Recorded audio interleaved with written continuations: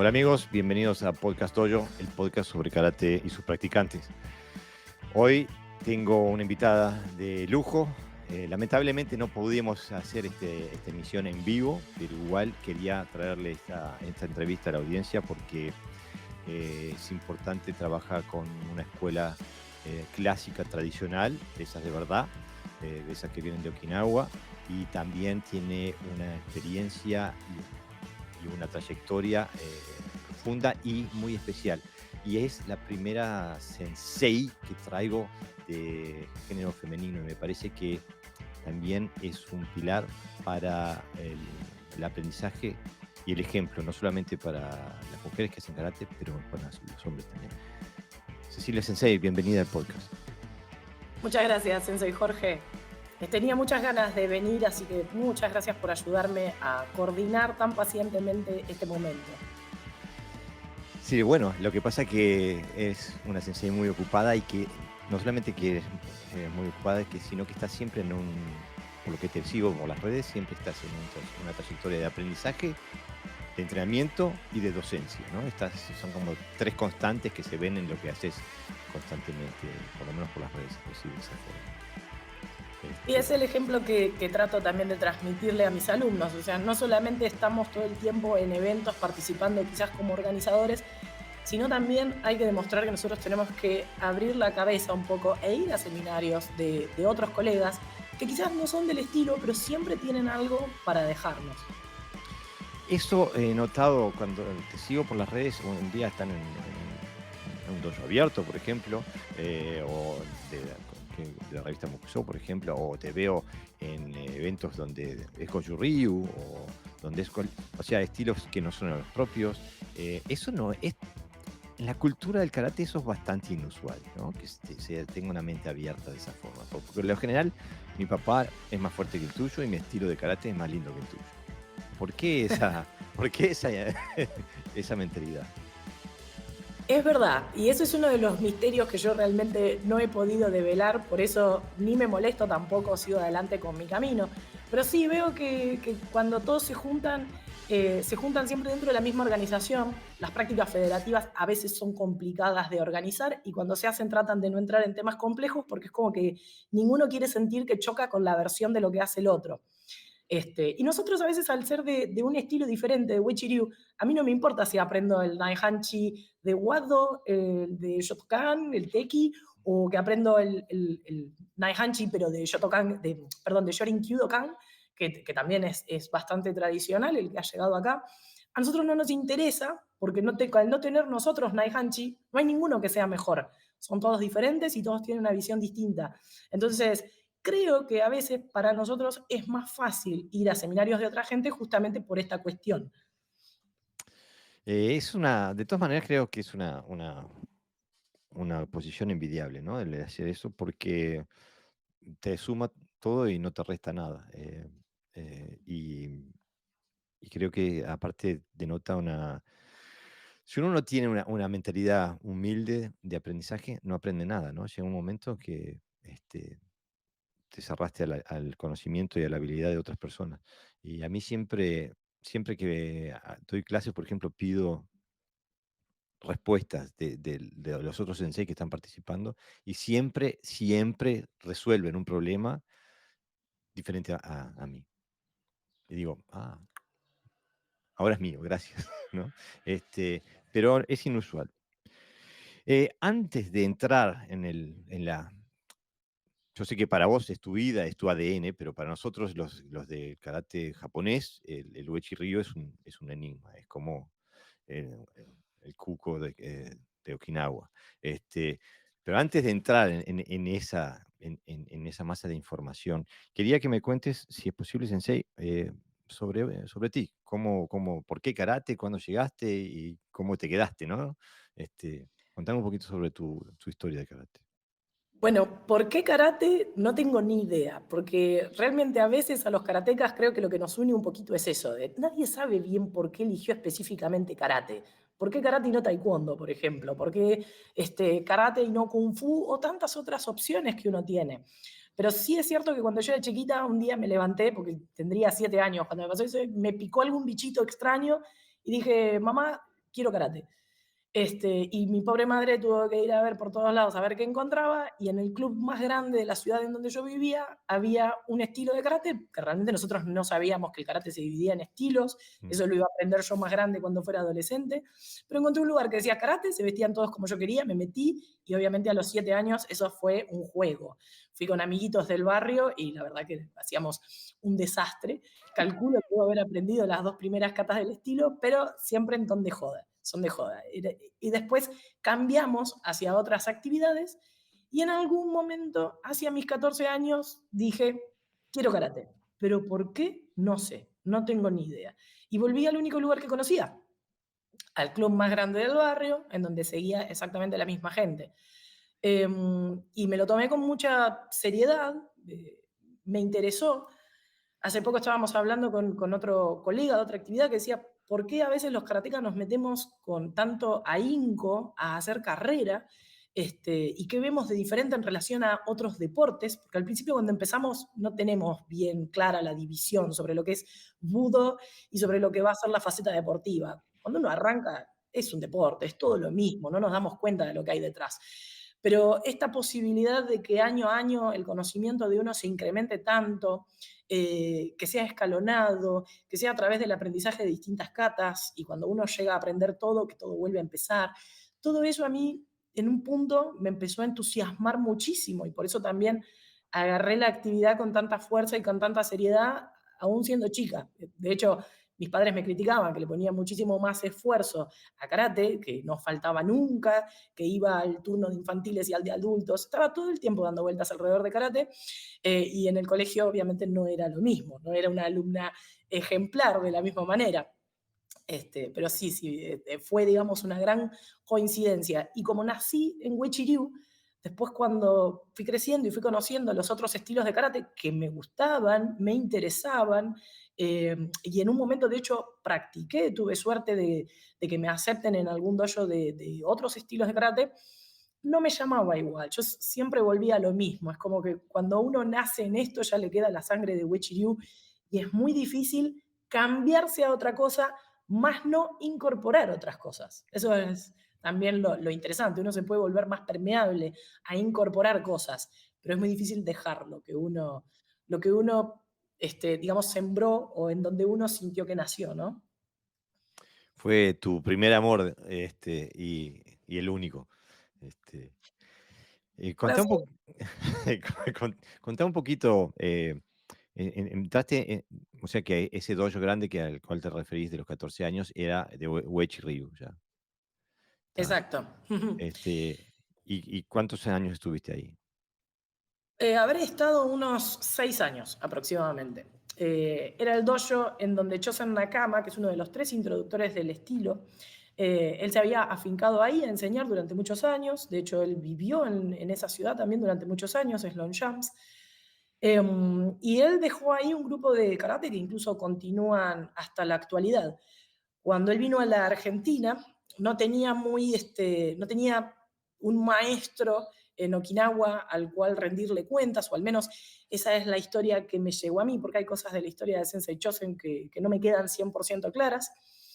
Y en un momento él vuelve a viajar a Okinawa, él vino después de la Segunda Guerra, en la misma condición que vinieron todos los okinawenses, muy complicados económicamente, para buscar un futuro mejor, que hoy en el año 2023 nos produce mucha gracia eso, digamos, han venido acá a buscar algo mejor, y ahora los argentinos estamos queriendo salir por la misma razón. Sí, lamentablemente. Pero bueno, Sensei viene, se establece con su familia, empieza a enseñar Wechi, pero en algún momento tuvo que buscar un vínculo con Okinawa nuevamente para seguir perfeccionándose, para poder graduar a sus alumnos, y ingresa a la línea que más tarde se convertiría en Kenyukai, de la familia Shinjo.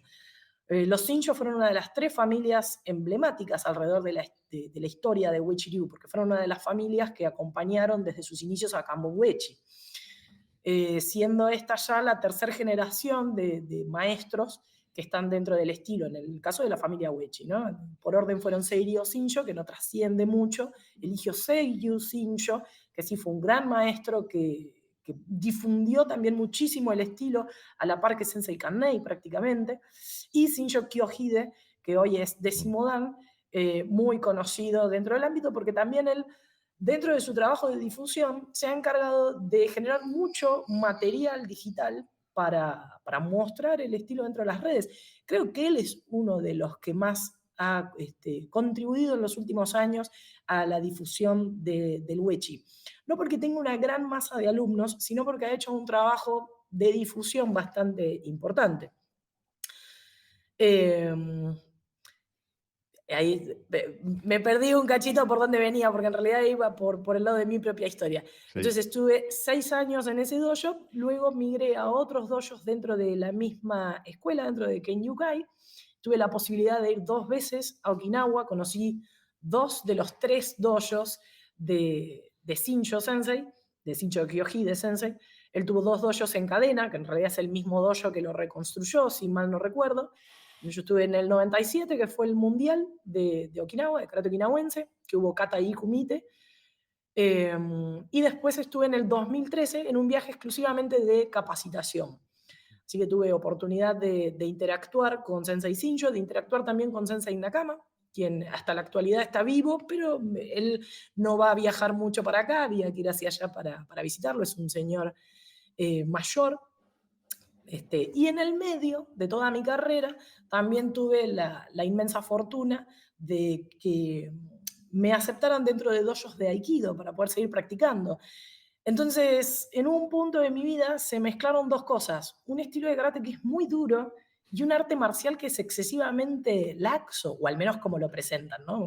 Cuando empezás a indagar en Aikido, te das cuenta que en realidad no es Duele entrenar tan Aikido. suave. Duele mucho el Aikido y de repente depende mucho del maestro, tiene más o menos golpes, entonces puede llegar a ser muy interesante. Y Wichiryu tampoco es tan duro, solo que el Wichiryu que se da a conocer más masivamente, o lo que más atrapa a la gente del Wichi, es el aspecto duro. Entonces, todo este experimento hizo que yo empiece a tener una mente un poquitito más abierta con algunas cosas y a requerir de un estudio, digamos, que iba más allá de lo que una sola línea me estaba ofreciendo. Mm. Entonces ahí en el año 2014 más o menos empecé el camino que hoy sigo transitando, que fue, por un lado, arrancar sola. eh, Tuve un par de diferencias con el maestro que en ese momento me dirigía, que fueron diferencias técnicas, que tenían mucho más que ver con la pedagogía dentro del dojo, cómo íbamos a instruir a los chicos, a los adultos, para qué, de qué manera, o sea, pequeñas cuestiones que tenían que ver con el método, pero yo aproveché ahí y dije, no, si estamos llegando a estas diferencias es porque hay algo en mi camino que necesita empezar a destacarse de una manera distinta, y ahí arranco mi segunda etapa de Wechi, que es, por un lado, estar sola, y por el otro, casi inmediatamente, encontrar el nexo con George Mattson, que tiene base en Estados Unidos.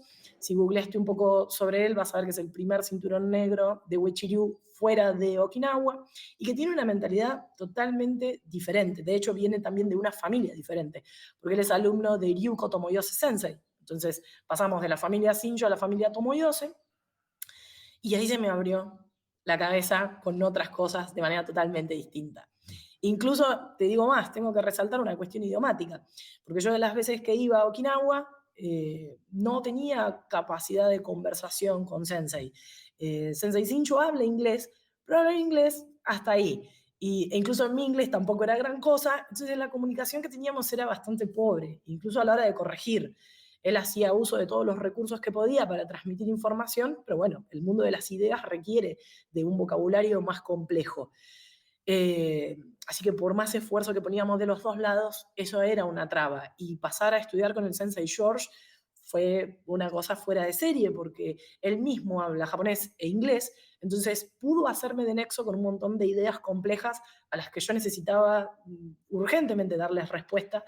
Y bueno, esa etapa se caracteriza por ser una etapa de apoyo más intelectual, digamos, dentro de lo que es mi karate y el desarrollo de las técnicas, y yo considero que ayudó a completar lo que hoy estoy pudiendo ofrecer. ¿Podemos hablar también de un nivel mayor de libertad intelectual? Uf, sí, inmensa. Y acá no le puedo echar la culpa 100% a Okinawa, porque tiene también un poco que ver con esta mentalidad que tenemos los argentinos de cómo recibimos lo que vino de Okinawa. Yo he sentido en muchísimas oportunidades que, no solamente en Uechi, lo he visto en otros estilos, que lo que viene de Okinawa no se cuestiona, Mm. y al no cuestionarlo desde un punto de vista sano, ¿no? Hablo. Al no cuestionarlo en absoluto, tampoco lo entendemos, porque no tenemos la oportunidad de agarrar esta técnica y decir, bueno, vamos a partirla en mil pedazos, a ver nosotros qué tiene adentro y a volver a ensamblarla con los distintos criterios que vos vas desarrollando a medida que creces como practicante. Entonces es como que ese permiso no lo teníamos. Yo siempre le cuento a los chicos que la frase que yo más detesto, cuando alguien me va a corregir algo, es, Sensei, ¿por qué esto es así? Porque en Okinawa se hace así. Mm. Listo, ya está, yo de ahí salgo corriendo, porque me está hablando de un practicante que nunca se dedicó a romper lo que está haciendo, a masticarlo y entregarlo, o en contrapartida me está hablando de una persona que simplemente me quiere sacar de encima. Y me da esa respuesta porque no tiene ganas de darme la otra. Y está bien, yo lo respeto, pero eso significa que ese no es mi lugar. Seguro. Pero es extraño, ¿no? Porque creo que pasa en toda América Latina. Y en Europa quizás en menor grado, pero pasa también lo que viene de Okinawa o lo que viene de Japón es sagrado. Es como que ya viene perfecto y lo único que tenés que hacer es aprenderlo, ¿no? O copiarlo, mejor dicho, ¿no? Comprenderlo ya no es ni necesario. Incluso yo, viniendo del Guado Río, en mi escuela, lo que era típico era lo de eh, la JKF Badokai había decidido un estándar, este, y a veces el estándar cambiaba. Yo qué sé, en vez de en un kata se hacía una técnica, de repente se hacía otra técnica. Y cuando preguntabas por qué y para qué, no era permitido. O sea, no. Es el estándar y chao, es lo que hay que hacer. Es lo que viene de Japón. Y bueno, como tú dices, fomenta una mente que no es inquisitiva y entonces no fomenta la independencia de pensamiento, ¿no? Es una forma bastante, no sé, somos más católicos que el Papa a veces, ¿no?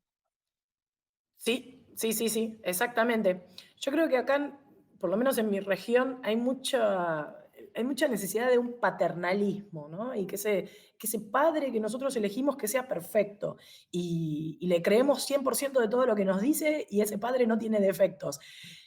Porque incluso nos pasa también, en parte, y no es para entrar en ese tema tan ríspido, pero nos pasa con el tema, si se quiere, político, ¿no? En donde está la elección de una ideología y ya está, no hay con qué darle a eso. Entonces, es un tema que nos divide bastante. Y veo que en karate también es como que hay mucha gente que todavía no lo ha podido madurar, o, acá voy a ser un poquito mala, quizás a la generación que me antecede es un tema que todavía le representa una traba. Porque también hay una generación nueva de gente de entre 40 y 50 años que está queriendo cambiar eso, que se está capacitando, que se está volcando a otras cuestiones. Y yo creo que esa es la gente que estamos viendo más, por ejemplo, como bien nombraste, Sensei, a estos eventos tipo el dojo abierto que está haciendo la revista Mokuso, que no tiene ningún escudo de ninguna escuela o de ninguna federación.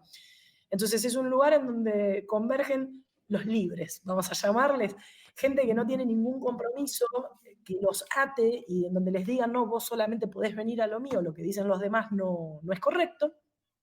Y toda esta generación sí es muchísimo más permeable a decir, bueno, yo no voy a cambiar mi kata, pero vamos a analizar más en profundidad por qué las cosas surgieron así, vamos a romperlo, a desglosarlo, a entenderlo Mm. y vamos a volverlo a ensamblar como Sensei nos dijo, pero vamos a hacer todo este trabajito porque nos lo merecemos, porque es lo que corresponde, porque si no, no podemos hacer nuestra esa técnica, simplemente es legada, pero no la comprendemos. Claro, exactamente. Estoy completamente de acuerdo y para mí eso que acabas de describir es un proceso necesario, pedagógico, didáctico para poder aprender. Si no, se aprende la imagen proyectada, pero no se aprende los mecanismos interiores, ¿no? Este, pero es un tema que da para hablar largo y tendido y hay gente que puede estar de los dos bandos. Eh, yo me parece que soy bastante mayor que tú, Sensei, en edad, no en madurez. Estoy por ser los 56 y seis Me formé ahí en el karate. Yo empecé más tarde que vos, empecé ahí alrededor de los 18. Saqué el Shodan en el 93, así que empecé en el 85, o sea, un poquito antes de lo que empezaras vos. Así que vengo de esa generación media rígida de pensamiento. Y, y bueno, y yo intenté, ah, tuve un proceso parecido al tuyo, intenté también romper estructuras, abrir puertas y es extraño los paralelos, parece que es el karma de todo el mundo que piensa de esa forma. Me quedé solo, o sea, tuve tuve simplemente que salir solo. Y ahora que estoy libre y tranquilo y en paz, me llama la atención muchas veces cuando me contactan, por ejemplo, de Argentina, o que quieren aprender conmigo, me preguntan por cómo pueden hacer para ser representantes. Ah, Eh, y yo digo, no podés. El único que puede representar mi carácter soy yo. Este, no tenemos representaciones, no existe eso. Eso es otro tema bueno, es como que es el cardinal, no es el papa, pero es el cardinal, ¿no? Este, que tiene poco y nada que ver con el carácter en realidad, ¿no? tenía un maestro que a eso le llama el manto sagrado. Nos matábamos de risa, porque decía, claro, fulano fue a Okinawa y volvió con el manto sagrado, que era el certificadito de representación. Que en realidad esa también fue una de las cosas que a mí me hacía mucho ruido y que me estaba marcando que ese no era mi camino. No es que no sea un camino válido, porque hay mucha gente que le pudo dar buen uso a esto, pero no era mi camino. Porque yo no quiero ser tampoco representante de nadie, o si lo fuera, para el caso, ¿no? Que uno se convierte en representante de, porque nosotros tenemos también un poquito en algún lado el mote de representantes de UKF o de George Mattson muchas veces, pero porque es fácil dar esa respuesta. Pero yo no me considero que lo represento a Sensei George Mattson, porque primero que yo no soy alumna de él desde el momento cero. Entonces tengo una mezcla en Mm, mi karate. Si uno mira una kata mía y dice, no, pero esta persona no es alumna de George Mattson. ¿Sí? No hago kata igual que mi mm, sensei. Entonces yo no lo puedo representar a él. Y después que toda la información que yo tengo no me viene 100% de él. Hoy por hoy yo soy una mezcla de un montón de cosas. Soy una mezcla de mi carrera dentro de todos esos años que tuve en Kenyukai, que absorbí un montón de conocimiento que me fue sumamente útil y que conforman la base de lo que yo hago. Después soy alumna de un montón de mentores que tengo acá en Argentina. Tengo muchísima suerte de que mucha gente me transmite información sobre su karate, de que me ofrecen clases, incluso clases privadas para tratar tal o cual tema. Y después de mi propia investigación, y más allá de los viajes que yo tengo también a Estados Unidos para seguir formándome, no solo con Sensei George Mattson, porque en los Winterfest que se arman allá, todos tenemos oportunidad de dar un bloque de lo que conocemos. Entonces yo tengo acceso a varios maestros y con cada uno de ellos hago un trabajo distinto, que lo puedo continuar acá desde Argentina gracias a todos los dojos virtuales que ahora emergieron y que funcionan bastante bien. Entonces, ¿qué puedo representar yo? Yo me puedo representar a mí misma nada más, tal como mm, bien decís. No tengo el conocimiento de una sola persona. Es el conocimiento que yo voy formando mm, y que se va acoplando a mi manera de hacer karate. Pero esto yo creo que tiene que ver con un tema de madurez. Cuando uno empieza a madurar, empieza a transitar el camino, se hace un poquito más sólido, se empieza a dar cuenta de que no necesita representar a nadie afuera, aunque a veces el aval legal sí es muy importante, o el aval simbólico, mm, porque en Argentina los diplomados de Okinawa no tienen mucha legalidad, salvo que uno haga un trámite extra que hay que realizar para que tenga algún tipo de validez. Si no, las únicas graduaciones que importan son las que emiten las federaciones que tenemos acá en Argentina. Entonces, todo el tema este de la representación es un ideal que mm, tenemos en algún lado, que yo creo que es esta búsqueda del papá que uno necesita poner el cuadrito que está en el shomen del dojo. Y que, ojo, no es un raye nuestro, no es una idea de los argentinos. Ellos también necesitaron hacerlo, porque los okinawenses también vienen de una tradición de decir, oh, pero usted va a enseñar karate, ¿usted es alumno de quién? No, no, no, yo aprendí con fulano y mengano. Ah, entonces era como que sus congéneres los miraban más o menos bien y daban permiso de enseñar. Entonces, esto es una tradición también que nos viene de allá, solo que yo creo que en Argentina las cosas a veces como que siempre las pervertimos para algún lado que termina dando a ver nuestro costado más oscuro. Por eso después nos reíamos con esto de lo del manto sagrado, la gente que viene con las representaciones. Hay que tratar de darle el mejor uso posible a todo esto, pero adhiero con vos, es muy difícil representar a otra persona. Cada uno se tiene que representar a sí mismo. Claro, digo, se puede ser el representante de una escuela, porque es la escuela que se estudia, ¿no? Pero ser una copia de otra persona no lo veo como positivo. Pero bueno, es parte de la cultura del karate. Como bien decís, Sensei, es la misma cultura que llevaban ellos allá. Pero también concuerdo contigo que es un tema de madurez también. Necesitar un papá que te diga si está bien o si está mal, o que te diga eh, o no. Y, y bueno, cada uno que haga lo más lo nutra, etcétera. Pero igual no deja de llamarme la atención. Y aparte, me parece, capaz, y corrígeme si lo digo, si estoy errado, me parece que es una necesidad quizás un poquito más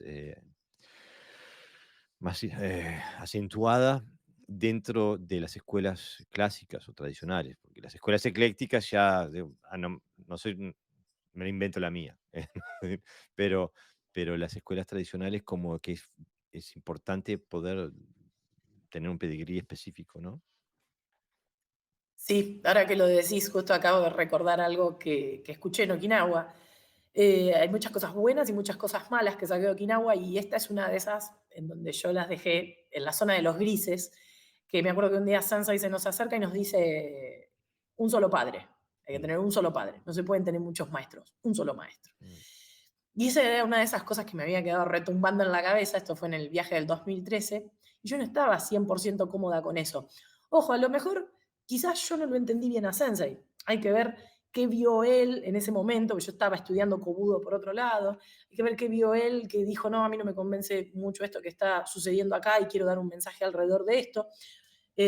O a lo mejor fue la manera de él de decir, hay que seguir exclusivamente una línea. Pero como fuera, esa fue otra de las cuestiones que me dejó pensando, porque digo, no puede ser que nosotros no tengamos capacidad de conversar temas complejos sin un traductor en el medio, y mm, aún con un traductor, seguramente lo habrás experimentado, se pierde mucho de lo mm. que es una conversación cuando uno no puede compartir un idioma con el otro. Entonces, bueno, esa fue una de esas cosas también que me ayudó a pasar a mi segunda etapa, a mi etapa de el contacto con Estados Unidos para seguir aprendiendo. Contame de esa etapa, pero empezá con Yoshukai. Yoshukai. Mm, Cuando decido dejar de pertenecer a Kenyukai, me avala gente de la Federación Argentina de Karate y Kobudo de Okinawa, con quienes yo trabajé muchísimo, con quienes sigo afiliada y donde está uno de mis mentores trabajando mucho, que hoy es mi sensei de Kobudo. Eh, Me dan un aval como para poder seguir adelante yo con mi escuela, que en ese momento era una escuela de un solo dojo. Y eso a mí me da un aire, me da la tranquilidad de poder seguir graduando a mis alumnos por un tiempo, aunque más no sea los alumnos en etapa de Q, ¿no? Con los alumnos en etapa de DAM todavía tenía que terminar de cerrar algunas ideas. Y en el medio, lo que son las cosas del destino, me contacta un muchacho de Cuba que me invita a formar parte de IUKF dentro de Latinoamérica, pero yo me pongo a hablar con él y digo, pero ¿y quién está atrás de este proyecto? George Matson. Ah, y eso me trajo una ola de recuerdos de cuando yo era más chica.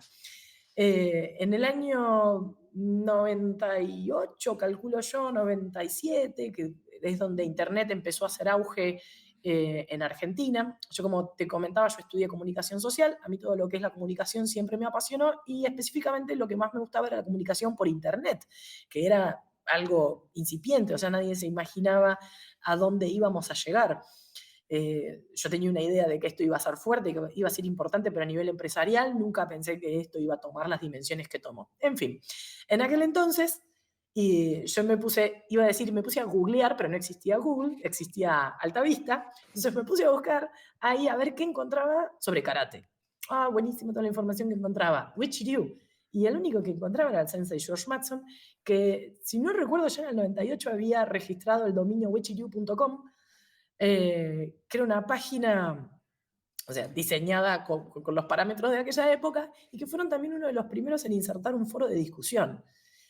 Y fue una cosa que a mí me apasionó por partida doble, porque por un lado dije, qué increíble esta gente, cómo está manejando esta tecnología para poder hacer sitios web, que se notaba que no había un apoyo de una empresa detrás, no eran Coca-Cola, era una escuela de karate que estaba tratando de hacer una página web y flor de trabajo habían hecho. Y por el otro lado, la cantidad de información que estaban publicando era una cosa increíble. Y ahí agradecí todo lo que mis viejos me mandaron a estudiar inglés durante toda mi infancia, porque Te sí, obligaron. hasta ese entonces... sí, sí, fue mitad y mitad. Fue un poquito que yo quería y otro poco que después en un momento me quería escapar de las clases de inglés y ya no me dejaron escapar. Y lo agradecí muchísimo porque pude empezar a sacarle jugo a toda la información que veía publicada. Y mira, para hacerte mención de algo, yo creo que la primera persona que publica libros en español sobre Wechiriu fue Gustavo Gondra, que arrancó hace muy poquitos años a sacar sus libros. Entonces yo hasta ese entonces lo único que tenía a disposición era todo lo que pudiera venir en idioma inglés. Entonces ahí enganché la web de Sensei George y mi viejo en aquel entonces trabajaba en una empresa que lo hacía viajar bastante seguido a Estados Unidos. Y cada vez que iba le decía, papá, por favor, comprame algo de karate. Y después le decía, y que sea específicamente de Wechi.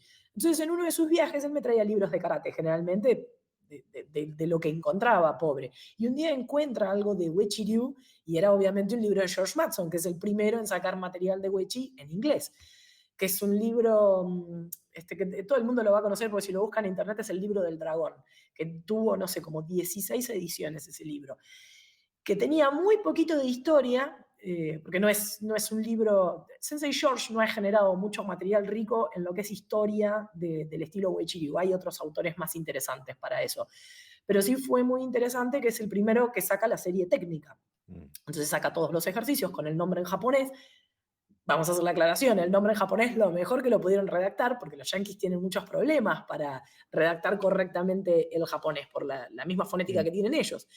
Pero había colocado todos los ejercicios lo más fielmente que pudo a cómo se lo transmitía Sensei Kanei. Y bueno, fue una cosa que a mí me había impresionado por aquel entonces.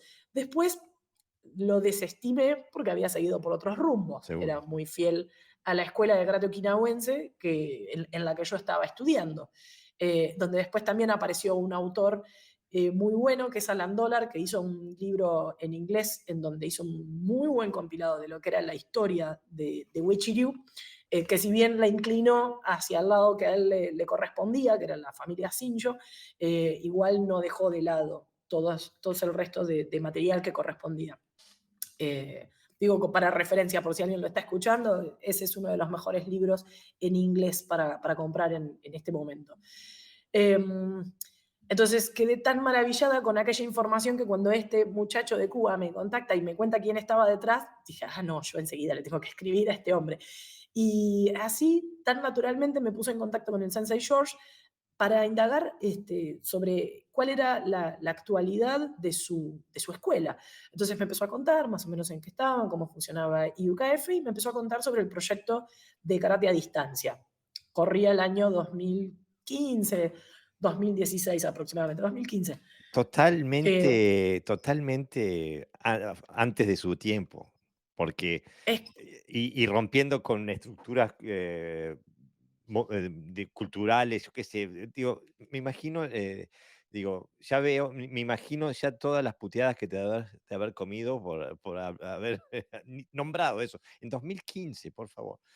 Perdona que la interrupción, lo que pasa es que no pude dejar de comentarlo. No, por favor, era súper anacrónico, tenés toda la razón, porque en aquel entonces estaba extremadamente mal visto, siendo que conozco muchos casos dentro de gente de escuelas tradicionalistas que usaban educación a distancia también. Se mandaban Este, VHS, ¿no? Exactamente, se mandaban VHS por correo, pero bueno, depende de quién lo hace y cómo lo hace, puede estar bien o puede estar mal. Si lo hace un yankee, era comercial, evidentemente, pero si lo hacía un okinawense, estaba bien. Esa es la Genial. doble moral que tenemos en Argentina. Pero bueno, me fascinó lo que él me planteaba y además me fascinó tener la oportunidad de conversar con un maestro de esa trayectoria, para que además te des una idea, Sensei George aprendió Uechi-Ryu a finales de los 50, Y él empezó a enseñar en Estados Unidos a principios de los años 60, así que es un hombre que hoy tiene 85 años. Y poder conversar con un maestro de esa talla, con tanta naturalidad, nos mandábamos correos súper largos y encima él es un tipo muy atento, que no deja un mail colgado durante un montón de tiempo, sino que al otro día ya inmediatamente recibís la respuesta. Extremadamente cordial, amable, siempre ofreciendo una mano. Yo estaba obviamente súper obnubilada, que también era algo que tenía que terminar de masticar porque tanta admiración tampoco es buena. Y yo siempre fui consciente de eso, que no quería replicar esa ceguera, Mm. ¿no? Entonces, pasamos toda esa etapa, me acoplé a su dojo virtual, o sea, le aboné como correspondía durante todos los meses para poder acceder a su dojo virtual y empezar a aprender qué era lo que hacía él.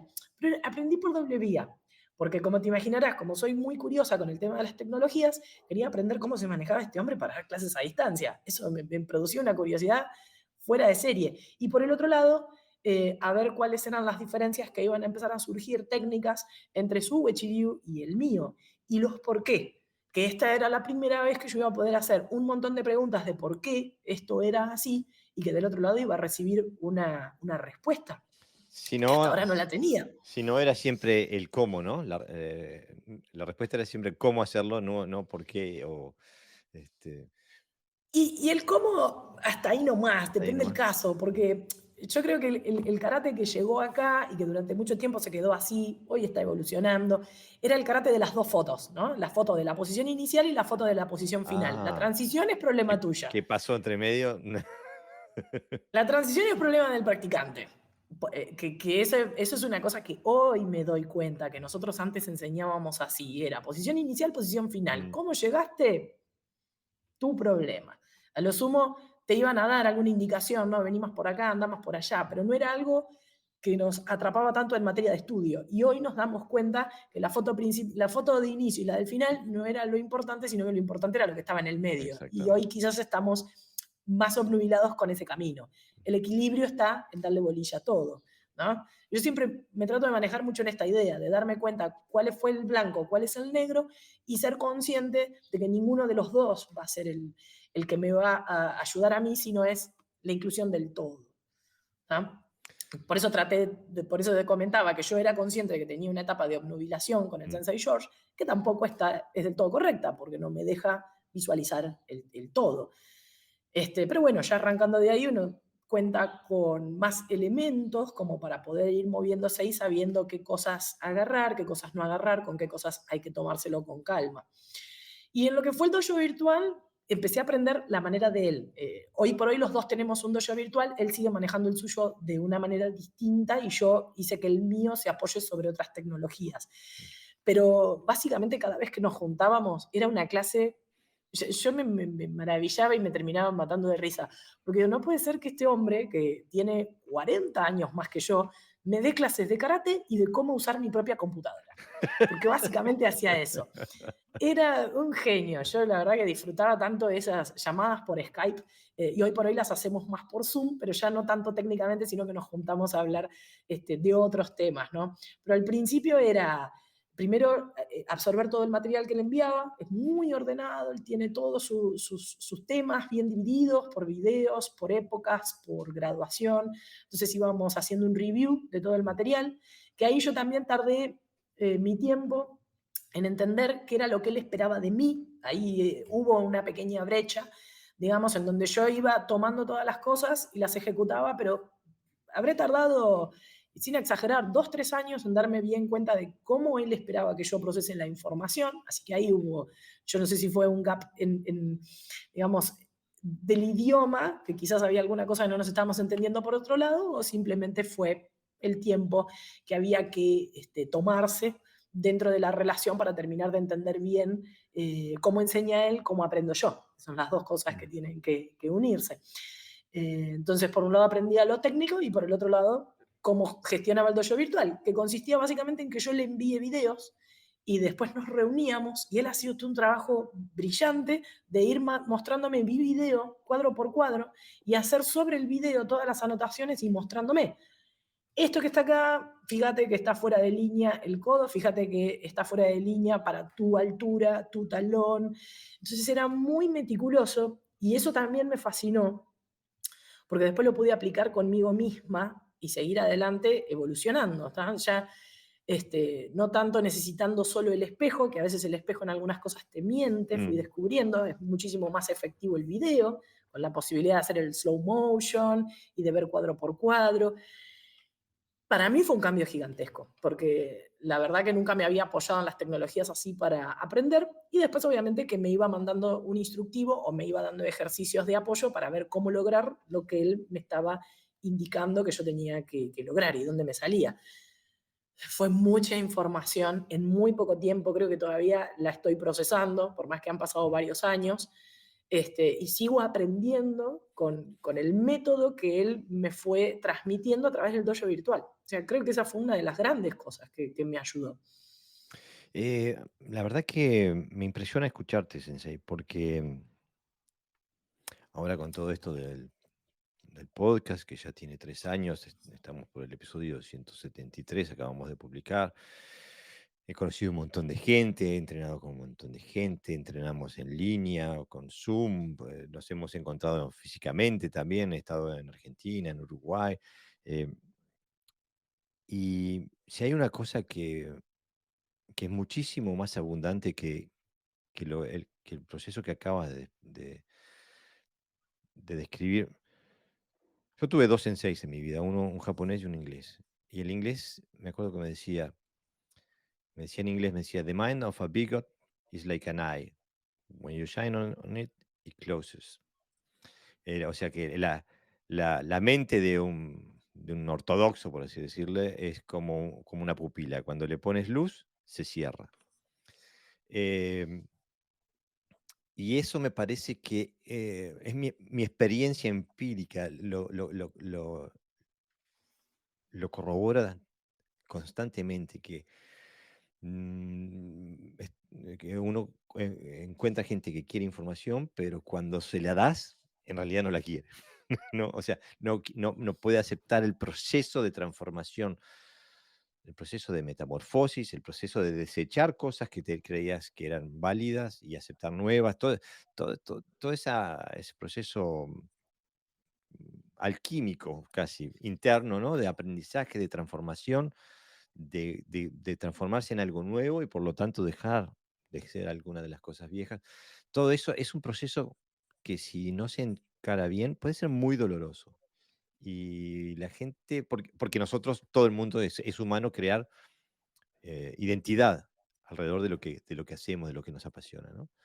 Y que termina siendo demasiado, el precio de identidad termina siendo demasiado alto.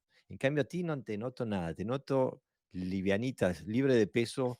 eh, Esto me frena, lo despojo, esto me nutre, lo incorporo. ¿Cómo llegaste a hacer eso? ¿Es por tu naturaleza o aprendiste a los golpes como yo? Em, no, creo que un punto aprendí a los golpes. O sea, si bien por un lado es mi naturaleza, yo soy muy autodidacta. De hecho, vengo de una familia en donde hay muchas personas que son autodidactas, cada uno en su profesión, entonces siempre me sentí amparada por eso y no por la necesidad de ampararme debajo de un título, de un certificado, sino de mi capacidad de aprender. O sea, lo familiar me ayudó, pero también me han ayudado malas experiencias. O sea, ahí está la parte en donde he aprendido a los golpes, más allá de que en karate nos golpeamos para aprender, ¿no? Este, Sino que he visto personas flaquear muy, muy feo cuando se los cuestionaba con respecto a un conocimiento y ahí darme cuenta de que quedaban expuestas, de que no tenían un conocimiento para fundamentar lo que hacían. Y capaz que ellos no se dieron cuenta en ese momento de lo mal que estaban quedando, ¿no? Ante esa situación.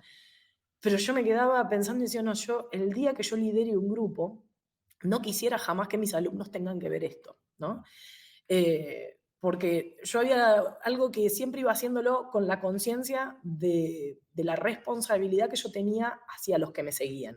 Yo doy clases hace muchos años, desde chica fue lo primero que me nació, ni bien llegué a cinturón negro, yo ya pedía que me dejaran dar clases a los infantiles. Entonces siempre tuve la posibilidad de hacer esta proyección. Yo me veía a mí misma liderando un grupo, entonces yo sabía qué tipo de maestro quería ser cuando llegara a ese punto. Por eso mi búsqueda tan constante de fundamento para lo que hacía, porque a mí no me gustaba la respuesta de esto se hace así porque así se hace en Okinawa. Mm. Entonces, le huía completamente. Eh, Así que por más que en algún momento del camino, obviamente me fue costando varios ponchazos, varios golpes duros de tener que separarme de algunas personas, porque ya no podíamos compartir el camino por todo esto que yo estaba buscando. Por el otro lado, me hizo sentir bastante más fuerte, porque la respuesta que yo fuera a dar, por más pobre que fuera, por lo menos era mi fundamento y no me iba a quedar desnuda, por decirlo de alguna forma, ante alguna pregunta un poco complicada. Mm. Y además no tengo ningún empacho en decir no sé cuando alguien me pregunta algo. También está esa otra parte. A nosotros los argentinos nos cuesta mucho decir no sé. Nosotros somos todólogos, sabemos de todo. Bueno, por lo menos en fútbol son campeones mundiales, no se los quita a nadie eso. En esta vez, sí, sí, Sí. este campeonato. Este, pero antes de entrar en la parte del UH, eso me interesaría profundizar un poquito en, porque mientras te escucho hablar, hice como un rombo de karate, online, información práctica. Fueron palabras que me surgían de tu discurso. Porque una de las cosas que yo noto, no solamente de aprender online, del karate, y de hablar del karate, especialmente hablando de la historia del karate, ¿no? Porque Daishi Han le dio toda la información a Dai Sensei. Entonces Dai Sensei es el número uno después de Daishi Han.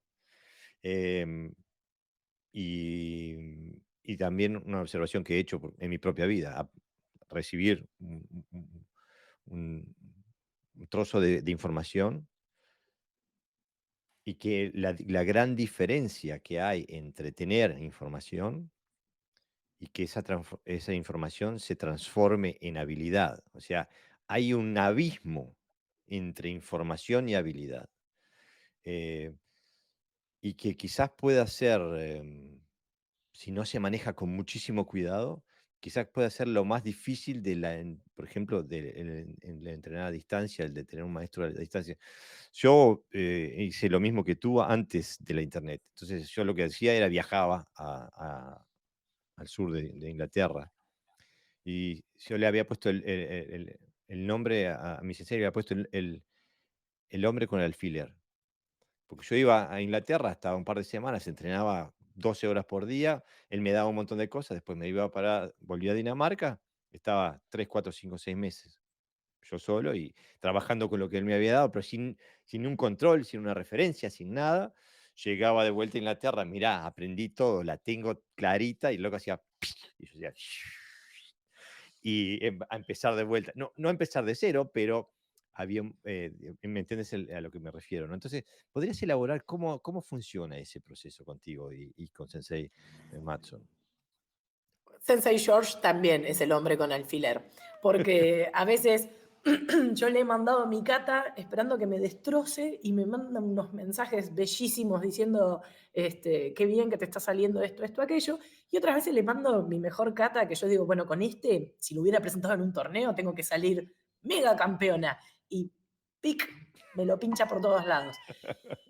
O sea, esa parte de él realmente me encanta porque además cuando lo pincha, más allá del bajón que uno siente en ese momento, que creía que estaba haciendo todo bien, siempre trata de darme el fundamento y trata de decirme, recordá tal cosa, mira tal otra, anda por acá. Y cuando freno y le doy bolilla y trato de recorrer de vuelta ese camino, siento que otra vez mi karate subió un peldaño, porque lo lindo de todas estas cosas, que lo volví a sentir después de haberme incorporado, ¿no?, en esta nueva etapa, era sentir que mi karate mejora. Mm, Que tengo que aclarar que no es gracias al Sensei George solamente, porque hay muchos maestros que me ayudan y me tiran su perspectiva, su método para poder seguir avanzando en todo esto. La primera etapa con él fue esta ida y vuelta de videos, pero a mí realmente también lo que me ayudó muchísimo para avanzar en lo que es a distancia fue apoyarme mucho en mis alumnos. Yo siempre aliento a todo el mundo cuando llega a cinturón negro a que enseñe, no los obligo, porque no se puede poner en alguien la vocación docente. Eso es algo, hay gente que la tiene, hay gente que no la tiene. Pero siempre los aliento porque es una de las cosas que más me ha ayudado a mí. En un punto yo formé gente para convertirlos en mis compañeros. Mm, Y en más de una oportunidad, cuando yo tengo que corregir una cata, son ellos también los que me ayudan a corregir. De hecho, tengo una persona en el dojo que tiene una capacidad de observación genial, entonces la hago que vea varias catas que tenemos que corregir y después me pongo yo a hacer cata y ella me va indicando, se te está saliendo el pie acá, estás haciendo tal cosa con los dedos, tal otra. Entonces, en mi caso, yo me apoyé muchísimo en mi grupo para seguir creciendo, más allá de mi práctica personal. Ellos me han ayudado un montón. Y cuando me toca a mí asesorar a mis alumnos del dojo virtual, yo los aliento también a ellos a que se apoyen en alguien en casa para poder practicar. Porque hay una parte que la van a poder desarrollar solos. La práctica de kata, muchos drills, ejercicios que uno puede hacer con una bolsa, que puede hacer con una makiwara, con un muñeco de madera.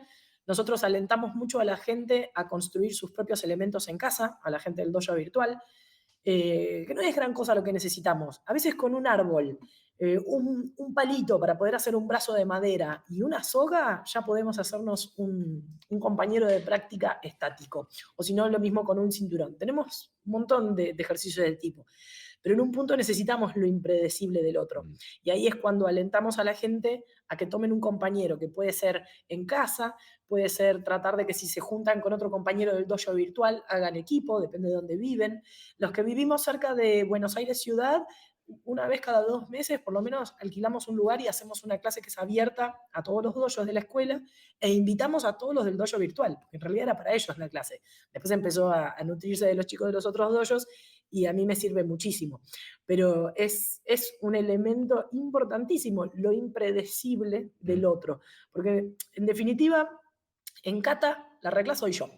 Yo practicando, me puedo filmar, puedo usar un espejo, puedo hacer mil cosas. Pero el kumite, la regla es el otro, mm, porque el tiempo me lo va a poner el otro muchas veces. Yo tengo que reaccionar a su ataque, tengo que enfocar según su altura, tengo que generar daño según sus capacidades, más allá de las mías. Entonces es la unión de ambos. Y ahí sí echamos mano a varios recursos. Si uno tiene en la familia a alguien, qué sé yo, que le gustaba el boxeo, vamos a usar al boxeador para que nos ayude a hacer los bunkais de nuestras katas. Si es alguien que quiere aprender karate, en buena hora, y si es alguien que no, a veces hasta un palo y enseñarle a usar el palo para hacer estocadas, eso lo podemos usar como elemento para emular tsukis mm. o para emular patadas o golpes circulares, pero tratamos de hacer que el practicante ponga su ingenio también en marcha, ya que le damos muchos elementos, para buscar cómo empezar a hacerle frente a estos obstáculos, que van a ser únicos. Cada persona va a tener sus propias dificultades, como nos pasa en el dojo Mm. también. Qué bien, qué interesante. Ya estoy planeando meterme, ser miembro de tu dojo virtual. Este, también, para, como decías, hiciste tú con George Mason Sensei, para aprender karate y para aprender a hacer un dojo virtual. Para aprender a comunicar de esa forma. Este, Sensei, reconozco el dojo en el que estás. Lo reconozco porque lo conozco de YouTube. Ah, sí, sí, sí. He estado muchas veces ahí en ese dojo, viendo, viendo kumite, viendo kata, viendo, este, tienes como casi como que, casi, no sé si me animo a decirlo sin que suene mal, pero tienes casi como una biblioteca de referencia. Sí, de Y hecho por es, eso la construí. Ujú. y, y eso a mí me llamó bien mucho la atención. No que lo hagas y lo haces excelentemente bien, pero me llamó mucho la atención porque eso es casi como triple sacrilegio. No tienes décimo dan, no eres okinawense, no eres hombre. Digo, no podías haber sacrificado más vacas sagradas si hubiera sido la Pampa Argentina y matabas 17 millones de vacas. Este, ¿Cómo entras en esas áreas? ¿Rompes con estas cadenas? ¿Y qué precio pagás cuando lo haces? Sí, fue un desafío personal. Realmente me costó muchísimo romper el hielo y animarme a subir cosas. Muchísimo, más de lo que crees. Pero en un punto consideré que me ponía a mí misma en la piedra de sacrificio por un bien mayor. En un momento empiezo a ver que surgen muchos practicantes que están haciendo un camino similar al mío, pero con otras ideas. Y una de las cosas que vi era que estaban cambiando las capas de Witchy pero no cambios ligeros, de decir, bueno, en vez de bloquear arriba, bloqueaba en la zona media, esos cambios pequeños que a veces pueden surgir sin mala voluntad incluso, porque a veces hay cosas que en la transmisión de las enseñanzas pueden llegar a perderse. Estaban haciendo cambios gigantescos. Y la verdad que cuando empecé a ver eso y que lo seguían llamando con el mismo nombre que lo llamábamos nosotros y todo, dije, no, hay que romper con esto. Y si bien está lleno internet de los videos de los senseis en Okinawa, también me daba cuenta de que la gente como que no los reconocía, porque hay muchos practicantes de Witchy que no se han molestado en aprender la historia del estilo. Entonces, algunos maestros los reconocían, un montón no, y no le daban bolilla a nada. Entonces, para esa misma época yo dije, no, vamos a ayudar a la gente de Argentina, que termina dando con cualquier cosa que a veces se les cruza por delante, y no estoy pensando en nadie en particular, ¿eh? Lo he visto en un montón de situaciones diferentes. Y vamos a tratar de construir una biblioteca lo mejor que se pueda. ¿Soy la persona más idónea para eso? No, probablemente yo no sea la persona más idónea. ¿Soy la que más sabe de Wechi? No, pero un no mayúsculo. No soy la que más sabe de Wechi. Eh, pero estoy haciendo lo mejor que puedo para tratar de respetar lo mejor posible el Wechiryu de Kanai Wechi Sensei. Entonces, esas cosas sí, hoy las tengo muy bien en claro. Tengo bien en claro las diferencias, qué maestro añade qué cosas y por qué, quiénes pueden añadir cosas y corresponde, porque hay muchos maestros japoneses que han dado fuerza a su propia línea de Wechiryu y eso me parece excelente. Pero hay otras personas que a veces han metido cambios y en esos cambios pierden la esencia de lo que Kanai Uechi trató de dejar. Bien o mal, es lo que trató de dejar Sensei Kanei. Así que bueno, vamos a ver si puedo arrojar luz en esos temas. De paso ayudo a mis alumnos, porque mis propios alumnos a veces buscaban información. Tenían que, por ejemplo, un ejemplo tonto, tenían que estudiar para un examen y buscaban tal ejercicio. Y daban con cualquier cosa. Y le digo, no, chicos, nosotros no lo hacemos así, nosotros lo hacemos así. Entonces dije, bueno, voy a generar el material didáctico y fíjate que el material didáctico que hay de referencia con instructivos es únicamente lo básico. Yo subí cosas como Sanchin, Kanshiba, que son las dos primeras katas, y Hoyundo. Y no subí más. O sea, hay muchísimo más material, pero obviamente no es público. Lo dejo para el dojo virtual porque ahí surgen otras cositas, otras pequeñas diferencias que yo siempre tengo que aclarar. Y nada, la verdad que no quiero darle toda la información que tengo a todo el mundo. No, no es lo que me interesa. Pero sí me interesó hacer eso y ya que estaba metí cosas de mi línea de Kobudo y ya que estaba después en un momento dije, no, vamos a hacer otro trabajo que considero el más importante, que es generar una biblioteca de los maestros históricos. Y ahí me encargué de subir todo el material que voy encontrando que me parece potable de Kanai Uechi Sensei, y potable en el sentido de que esté filmado con la mejor calidad posible, y de otros maestros que considero que son grandes referentes, siempre okinawenses. Trato de no subir cosas de gente occidental, no porque nos lo reconozca. Por ejemplo, subo mucho de George Mason y ahí es como que pongo mi límite por ahora. No es que no reconozco otros maestros, es que no quisiera subir nada de ellos sin pedirle permiso, no quiero tener ningún problema futuro, va más por ahí, porque hay excelentes maestros también en Argentina, en Europa, hay un montón de gente muy interesante dando vueltas, pero nada, creo que lo primero que corresponde es entrar en contacto con esa persona y ver si corresponde o no. En algún momento los iré subiendo, pero bueno, mi idea fue tratar de dar un canal de referencia para el que recién inicia, para el que tiene dudas y que se pueda encontrar con eso. Y después un poco también para poder hacerme yo a la idea del ejercicio de lo que es filmarme, perfeccionarme, voy subiendo mis catas y trato de año a año filmarme, y no siempre, eso no siempre lo hago público, pero siempre me filmo y veo qué cosas pude corregir, qué cosas no pude corregir, sobre qué tengo que trabajar. Es como tomarme examen a mí misma cada vez que hago esto. Yo, a diferencia de lo que a veces hacen otros maestros, que me han contado, ¿no? Su proceso. Yo cuando subo un video lo veo mucho y a veces veo incluso, uy, acá me equivoqué, esto lo hice, a veces hay cosas que las puedo cortar, pero cuando es algo técnico en una cata es como, y no lo podés cortar, va con el error Mm. o lo tenés que volver a hacer. Y eso también forma parte de mi proceso de crecimiento, porque es una manera de ajustar las tuercas, por ejemplo, en la ejecución de cata. Es decir, che, esto está flojo y lo estoy viendo, esto acá se puede mejorar. Entonces, fue un ida y vuelta conmigo misma y un ida y vuelta con la comunidad de Wechi. ¿Has recibido críticas por hacer eso? Poquísimas de gente muy puntual que no lo ha hecho a modo de crítica destructiva, sino que al contrario. Me han llamado y por más que el tono de conversación no fue el óptimo, siempre terminaban con un mejora esto. ¿Por qué Sensei? Por tal, tal, tal. Excelente. Y terminé obteniendo incluso un aprendizaje de eso. Pero contados con los dedos de unas manos y digamos que fueron críticas que a la larga me sirvieron un montón. No por o sea, críticas técnicas, no críticas por el hecho de que oses vos eh, poner una biblioteca técnica del Río en línea. Creo que en ese sentido la peor frase que he recibido es algo así como, estás enseñando demasiado, no ves las cosas masticadas. Ok.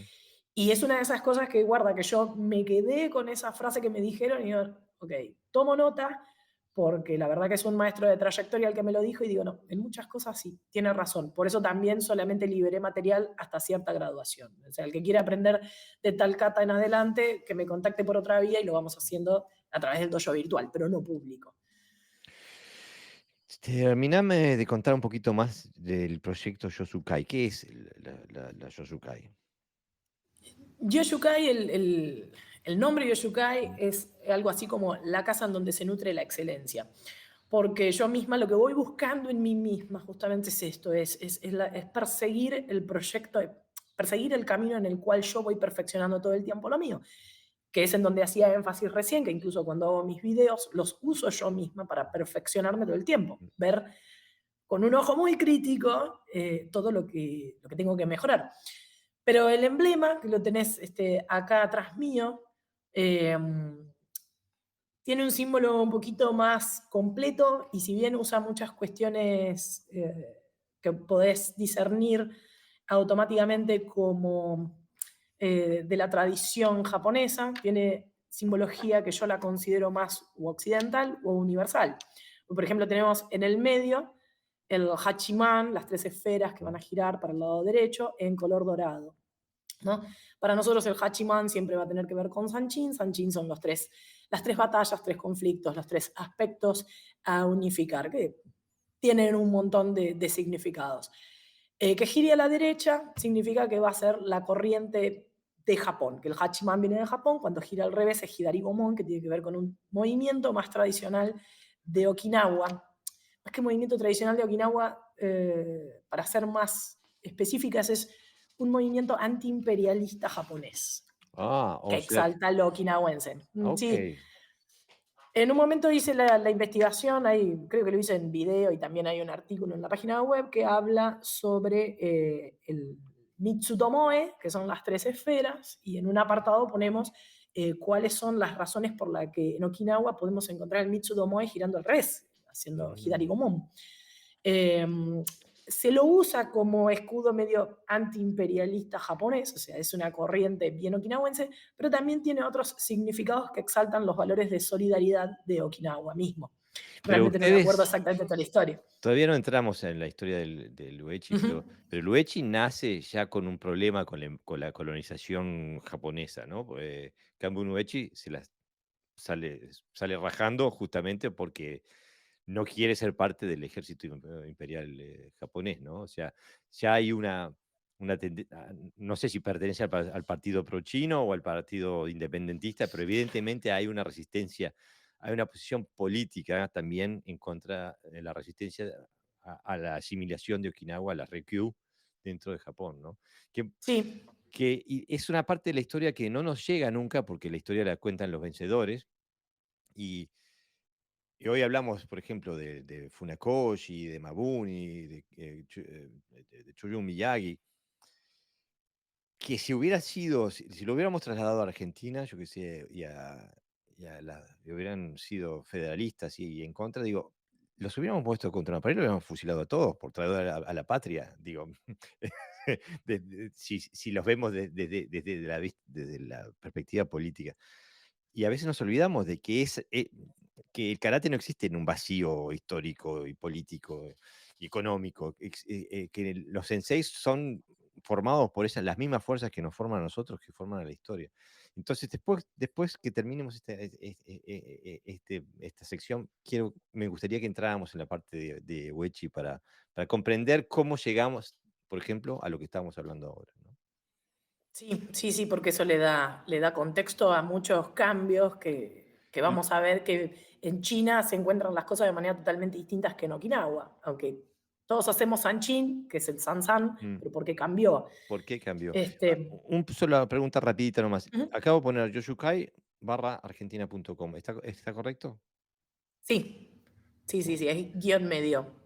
No sé si había hecho una buena selección cuando elegí ese dominio, pero bueno. Perfecto. Pero Este, entonces, si ese es, alguien de la audiencia, y mira que nos escuchan, me parece que en 35 países a esta altura, si alguien de la audiencia está interesado en aprender contigo, lo puede hacer a través del dojo virtual de Yoshukai, en Yoshukai barra o guión medio, ¿le dijiste?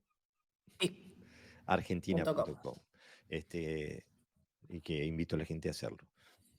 Está, seguimos, Bueno, perdona. bueno, si estaba tranquila hasta ahora cuando nombraste lo de los 35 países, ahora sí me pusiste bastante presión encima. Pero son 35 personas en 35 países diferentes, nada más. Nada más. Dice, claro, está bien, es una cuestión de distribución, no de volumen de gente. Exactamente, sí. Eh, no, y en el dojo virtual, además, aprovecho a contar algunas anécdotas. Tenemos gente de todos lados. En principio habían aparecido muchos, bueno, gente de Argentina, de todas las provincias argentinas, había aparecido gente de Uruguay, apareció alguna gente de Chile. En un momento empezó a aparecer gente de otras locaciones, Europa, específicamente de España, pero en un momento empezó a aparecer gente de Estados Unidos, que hablaba en español, buenísimo, gente de Estados Unidos que no hablan español, pero que por una cuestión de edad a veces preferían ir conmigo, y me ha aparecido hasta gente de Pakistán para hacer Wow. el ejercicio del dojo virtual y fue una experiencia muy linda, también de Brasil con quienes hablamos en inglés, fueron experiencias lindas porque me obligaron a empezar a dar clase en inglés, que yo nunca lo había experimentado y ahí me di cuenta, bueno, cuánto uno todavía tiene que seguir aprendiendo sobre cómo explica, porque hay cosas que las tienes automatizadas y pasarlas a otro idioma te obliga a volver a pensar las cosas.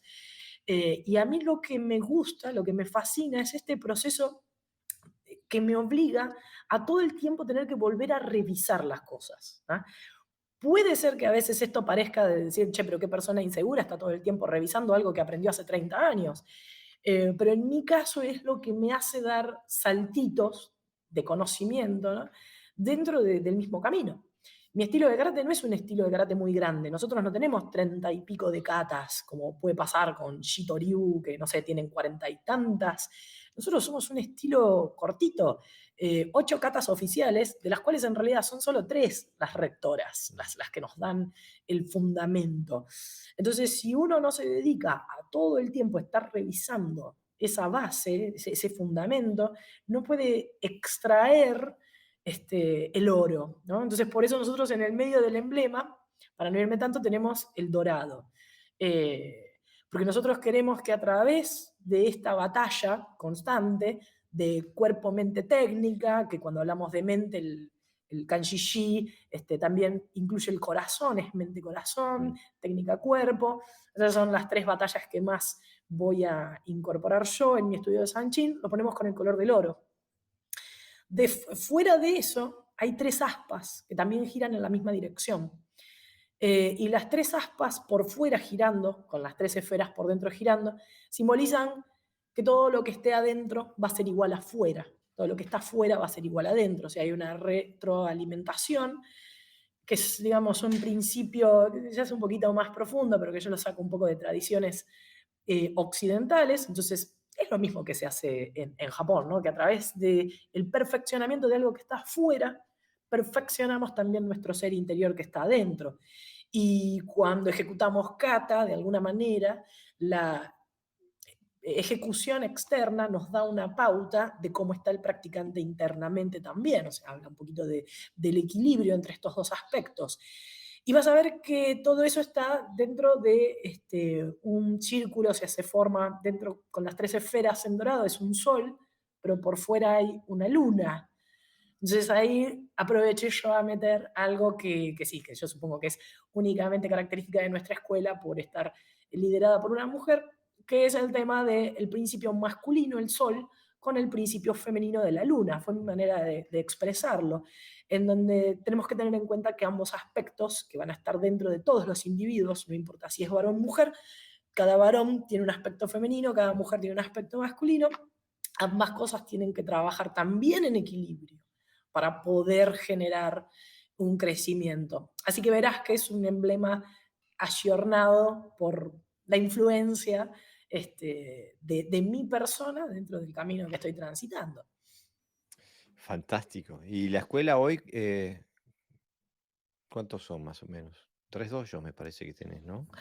En Sí, Argentina. son 3 dojos físicos y el dojo virtual, que es como una suerte de extensión de este de acá, o es como un dojo aparte en sí mismo. Pero sí, somos 3 dojos, que eso te lo iba a dejar para la próxima edición, en donde dio la casualidad, porque es casualidad, no es buscado, que las 3 somos mujeres, Ah, porque las eso chicas que... eso tenemos que hablar después, aunque sea en el próximo podcast tenemos que hablar, porque que salgan 3 sensei mujeres, del mismo dojo, digo, no Y no no es que no tenga alumnos masculinos, porque de hecho cuando hacemos el listado de danes, la mayoría de los cinturones negros son hombres, que de hecho son los que más me ayudan practicando y poniéndome problemas para que yo mejore. Porque realmente ellos me representan un buen problema, ya sea por su brutalidad, por su fuerza y después también por sus conocimientos técnicos específicos. Yo crezco mucho gracias a todos ellos. Pero sí, bueno, se dio esa casualidad de que las únicas que tenemos vocación docente somos las mujeres. bueno, le adelanto a la audiencia que estamos preparando con Sensei un episodio sobre karate y la feminidad, o sea, ser mujer en el mundo del karate. Y me suelta ahora la bomba que tiene 3 dojos, los 3 dojos son liderados por mujeres. Así que, bueno, no se pierdan la próxima, la secuela. Sensei, ya un par de veces nombraste Kobudo. Eh, ¿Es parte de la idiosincrasia del Uechi o es algo que lo haces vos por interés? No, Wichiriun no transmite ninguna kata de Kobudo, aunque se va a ver alguna kata de Shifa tenemos nosotros, pero no está dentro de la línea de Kobudo oficial, sino que hay un maestro que era como que lo enseñaba extra y mucha gente lo incorporó dentro de su escuela de karate. Una kata de Shifa específicamente, una cosa muy, muy rara y muy linda para nosotros. Kobudo siempre fue por una línea aparte, siempre. Entonces, toda la gente que hace Wechi y decide hacer Kobudo va a seguir la línea de Kobudo que tenga cerca para poder estudiarla, ¿no? En un principio nosotros habíamos aprendido la línea de Matayoshi, porque era lo que el sensei Chosen Nakama, no sé si él sabía una o dos katas de Bo, las transmitió, los alumnos las conservaron y después trataron de enriquecerlos con otros maestros que le enseñaron más katas de Bo, de esa línea, de Matayoshi. Eh, y después yo cuando me mudé para acá, para Zárate, yo no siempre viví en esta ciudad está a unos 100 kilómetros de Buenos Aires ciudad. Cuando vine para acá tomé contacto con un maestro al que yo apreciaba un montonazo también cuando era chica.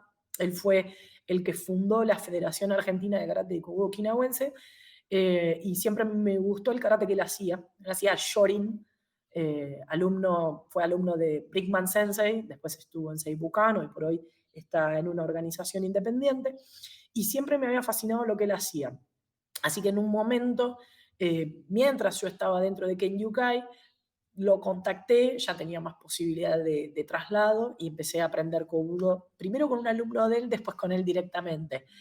Y él hace una línea de Taira, ¿no? Es una línea muy interesante de Kobudo, que no tiene mucho que ver con lo que nosotros hacemos en karate, porque una de las diferencias más grandes es que Uechi Ryu trabaja eminentemente en un 95% del tiempo en Sanchin Dachi, que es Mm. una posición muy cuadrada, muy alta, Y Kobudo, esta línea de Kobudo, en realidad el Kobudo en general está muy influenciado por maestros de Shorin, Mm, porque eran todos maestros de Shorin los que fueron generando la mayoría de las katas que son más conocidas. Chatanyara generó varias katas de Kobudo, que es el mismo Chatanyara que después eh, transmite Kusanku, por ejemplo. Entonces, parte de mi aprendizaje ahí con ellos fue, bueno, ¿cómo resolvemos el tema de las bases? Era mm, un tema complicadísimo, de repente incorporar tanto Shikodachi con Senkutsu y Kokutsu y las transiciones de movimientos.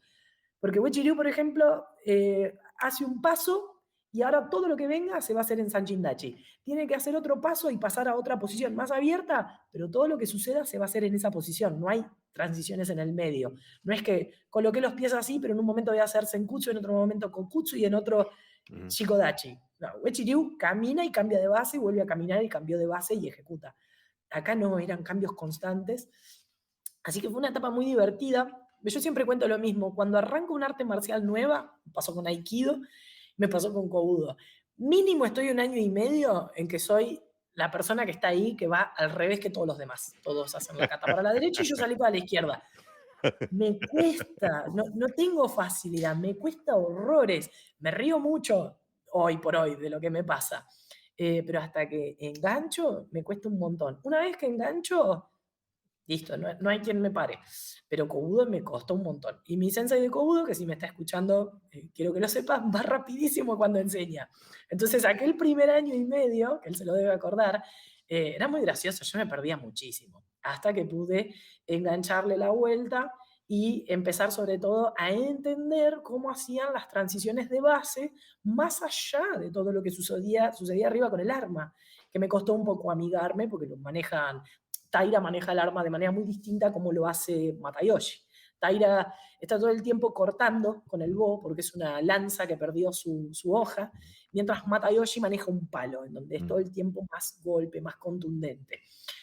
Una vez que me adapté a eso, también enseguida le pedí permiso a Sensei y lo pude empezar a enseñar acá para terminar de amigarme. Y me ayudó también a mi karate porque empezó a darme una soltura a la hora de golpear que yo no Mm, tenía. Claro, al manejar un elemento pesado para ejecutar, te obliga a cambiar la manera en la que te moves, porque si no, no vas a poder mover el arma con la misma velocidad y la misma precisión. Y de alguna manera, involuntariamente, después trasladás cosas a tu karate. Me pasó con el SAI mucho, por ejemplo, ¿no? El tema de cómo se golpea con el SAI y cómo después voy a ejecutar un tsuki en karate.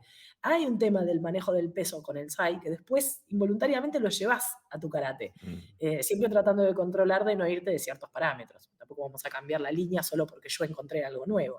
En eso trato de ser prolija. Qué bien, qué bien. Me encanta lo que decís y el proceso que haces. A mí ahora me picó un bichito, digo, y estaba pensando el otro día, digo, no me pasa desde que empecé el karate, que encuentro ese interés, esa pasión, el virus que te entra en la sangre. Y a mi edad de 56 años empecé a hacer yoga. Y me siento realmente, porque no puedo hacer nada. No hay una posición que pueda hacer como según los requisitos del instructor. Pero no importa, porque me da un montón de placer y me hace sentir genial. Pero me encanta esa sensación de volver a ser principiante, ¿no? Ese descubrimiento, no solamente de la técnica, pero de tu cuerpo también desde otra perspectiva. Me fascina.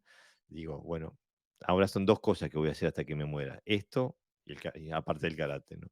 Este, Me encanta también que el hecho de que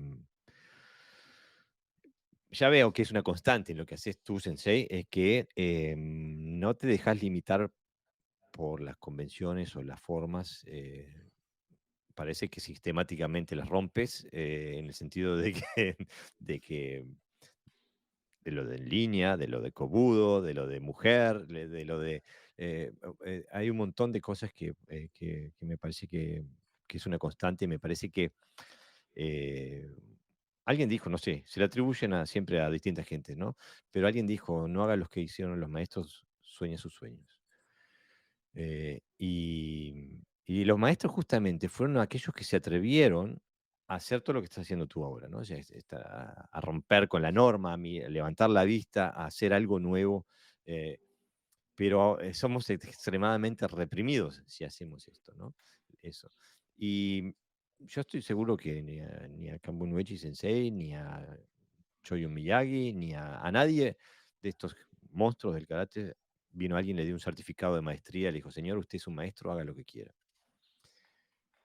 Vivían en su tiempo, en su época, tenían acceso a la información que tenían y la administraron con toda la responsabilidad que pudieron. Y pienso que es nuestra obligación también hacer lo mismo. Esta es nuestra época, tenemos que administrar la responsabilidad de, de llevar el karate a la próxima, darle la fusta al próximo, y no podemos hacerlo desde la copia, hay que hacerlo desde la comprensión, desde la cultivación interna, de que sea parte de tu ADN, ¿no? Me fascina la forma en que lo haces. eh, em, no sé si me animo a decirlo de esa forma, porque puede que suene mal, pero lo digo con admiración, sin respeto a las normas, ¿no? Rompiéndolas. Ahora, contanos un poquito, porque todo esto que haces, lo haces en un contexto técnico, histórico, que para la mayor parte de nosotros es algo completamente desconocido, ¿no? De- incluso cuando yo veo Shorin Ryu, reconozco, ellos hacen parte de lo que yo hago, que vengo del Wado Ryu, tenemos un ADN en común. Digo, yo veo que lo mío viene de ahí. Cuando veo Goju Ryu, también veo eh, un parentesco con mi karate. Cuando veo Uechi Ryu, ¡pop!, es como que me prendió una película de Hong Kong, digo, es otra cosa. Explícame un poquito qué es el Uechi Ryu, cómo nació y, eh, cómo lo entrenan, ¿no? Contame un poquito de eso. Yo les voy a contar un poquito de historia, pero les advierto, esto viene con un warning gigantesco. Es la historia no oficial lo que les voy a dar, porque si quieren las historias oficiales, sin ir más lejos, la que está en Wikipedia es bastante acertada, y si quieren profundizar más, yo les recomiendo comprar el libro de Alan Dollar, que es muy bueno. Eh, No También oficial, los mejor libros. todavía. Claro, es más divertido, porque para lo oficial es aburrido, nos ponemos a leer el artículo de Wikipedia y ya está. Pero también tiene muchas cosas muy interesantes Gustavo Gondrasense y en sus libros que ha sacado recientemente en español. Y obviamente debe haber muchos más autores que en este momento yo no los conozco. Hay un libro que es como el libro de oro, que es un libro escrito por Kaneiichi Sensei, que se hizo una edición limitada, no sé cuántos ejemplares habrá en el mundo, que es un libraco así, y que lo pueden encontrar a la venta en Amazon por valores como $1000. Ah, Ese es muy difícil de conseguir, sí.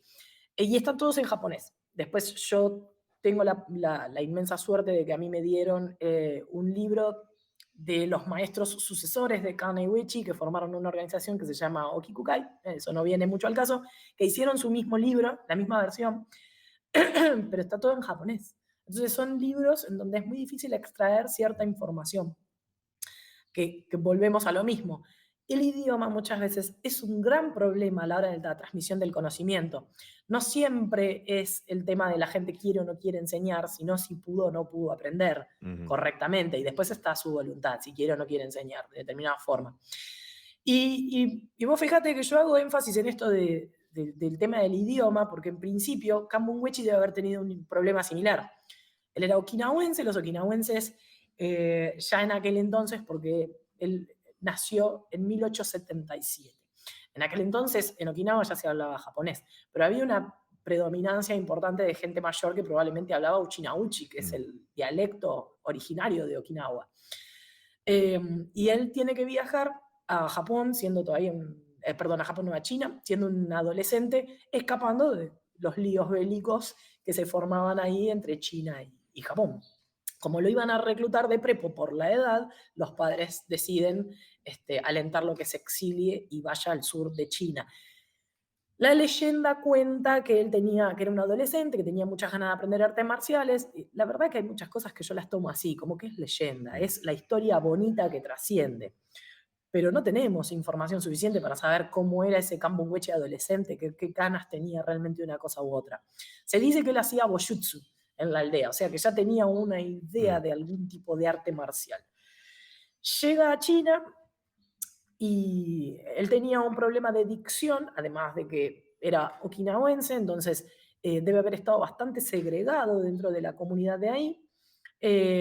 Deambula buscando en dónde aprender dos cosas. La primera es medicina tradicional china, él se había interesado por ese elemento en particular, quería profundizar eso, y la segunda es buscar un lugar para aprender artes marciales.